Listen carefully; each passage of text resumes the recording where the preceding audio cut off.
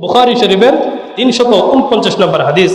আল্লাহ তাআলার হাবিব বলেন, যখন আমি আদম আলাইহিস সালামকে দেখলাম তখন আমি জিবরাইল আলাইহিস সালামকে জিজ্ঞাসা করলাম, মান হাদা, তিনি কে? জিবরাইল আলাইহিস সালাম বলেন, ক্বালা হাদা আদম, তিনি হলেন আদম আলাইহিস সালাম, উনি হলেন তোমাদের আদি পিতা হযরত আদম আলাইহিস সালাম।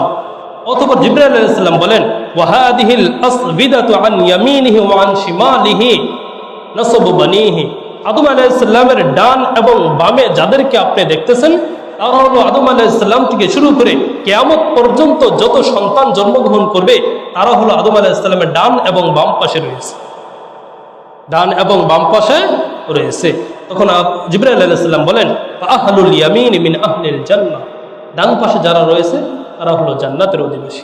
সুবহানাল্লাহ। আহলুল ইয়ামিনি মিনহুম আহলুল জান্নাহ, যারা ডান পাশে রয়েছে তারা হলো জান্নাতের অধিবাসী। ওয়াল আসবিদাতুল্লাতী আন শিমালিহি আহলুন নার, আর যারা বাম পাশে রয়েছে তারা হলো জাহান্নামের অধিবাসী।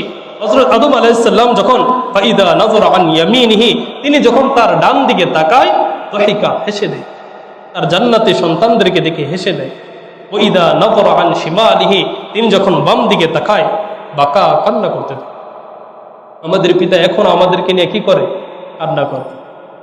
এখনো তিনি আসমানের মধ্যে বসে বসে তিনি আমাদেরকে যখন দেখেন আমরা জাহান্নামী হয়ে যাচ্ছি, তার সন্তানরা জাহান্নামী হয়ে যাচ্ছে গুনাহের কাজের মধ্যে লিপ্ত হয়ে, তার জাহান্নামী সন্তানদেরকে দেখে তিনি আফসোস করে আর তিনি ফাবাকা কান্না করে দেয়, ফাবাকা কান্না করে দেয়। জান্নাতি সন্তানদেরকে দেখে দহিকা হেসে দেন আর জাহান্নামী সন্তানদেরকে দেখে কান্না করে দেন।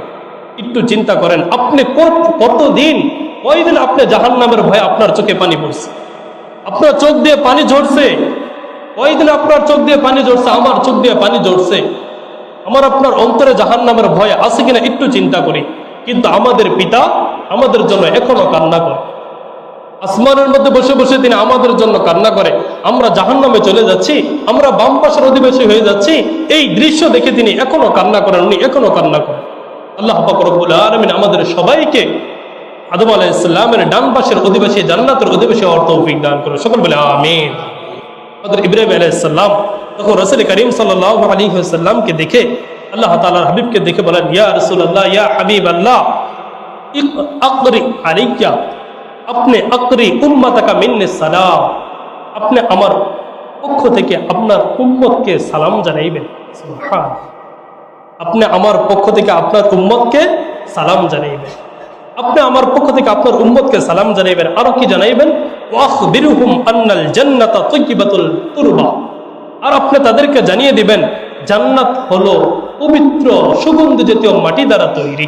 সুবহানাল্লাহ। জান্নাতের মাটিটা আপনি তাদেরকে জানিয়ে দিবেন, জান্নাতের মাটি এমন মাটি যেটা থেকে সর্বদা সুগন্ধ ছড়াইতে থাকে। সুবহানাল্লাহ।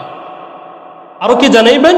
ওয়াখবিরহুম আযবাতুল মা'i, জান্নাতের পানি হলো মিষ্ট পানি। সুবহানাল্লাহ। তাদেরকে আরো জানাইবেন জান্নাতের পানি কি ভাই? মিষ্টি পানি। আরো সংবাদ দিবে আপনার উম্মতকে, ওয়ান্নাহা কিআলু, জান্নাত হলো খোলা মরুভূমি। ওয়ান্নাহা কিআলু, জান্নাত হলো খোলা মরুভূমি, একদম মরুভূমির মতো। তাহলে কি আমরা ভাই খোলা মরুভূমিতে গিয়ে থাকবো? আমরা খোলা মরুভূমিতে গিয়ে থাকবো? রাসূলকে বলতেছেন আপনার উম্মতকে আপনি জানিয়ে দিবেন ওয়ান্নাহা কিআলুন, জান্নাত হলো খোলা মরুভূমি। তবে এর বীজ কি? তিনি বলে দিলেন, তিনি বলে দেন ওয়ান্না গিরাসাহা, ওয়ান্না গিরাসাহা, ওই জান্নাতের বীজ হলো, ওই জান্নাতের গাছ হলো সুবহানাল্লাহ ওয়ালহামদুলিল্লাহ ওয়ালা ইলাহা ইল্লাল্লাহু আল্লাহু আকবার।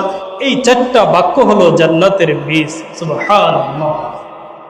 একবার সুবহানাল্লাহ পড়বে আপনার উম্মত, আমল করবে, আল্লাহ তাআলা ওই খোলা ময়দানের মধ্যে আপনার যেই উম্মতকে যেই জান্নাতটা দিবে, সে যে দুনিয়াতে থাকা অবস্থায় একবার সুবহানাল্লাহ বলছে, জান্নাতের মধ্যে গাছ তৈরি হবে। লা আলহামদুলিল্লাহ পড়বে, জান্নাতের মধ্যে গাছ তৈরি হবে। ওয়ালা ইলাহা ইল্লাল্লাহ পাঠ করবে, জান্নাতে গাছ তৈরি হবে। আল্লাহু আকবার পাঠ করবে, জান্নাতে গাছ তৈরি করবে। তার 60-70 বছর জিন্দেগীতে মধ্যে সে যতবার এই আমল করবে, যত আমল করবে, তার ওই খোলা বাগান, তার ওই খোলা ময়দান, ওই খোলা জান্নাত গাছ এবং সবুজ শ্যামল দ্বারা ফসল দ্বারা ভরপুর হয়ে যাবে। সুবহানাল্লাহ। তাহলে খোলা ময়দান চাই নাকি ভাই আমরা গাছপালা ভরপুর সুন্দর ময়দান চাই, আমরা সুন্দর বাগান চাই। তাহলে ওই সুন্দর বাগান কিভাবে তৈরি করতে হবে? দুনিয়াতে থাকা অবস্থায়। তার ঘাস হলো কি? দুনিয়াতে থাকা অবস্থায় আমল করতে হবে।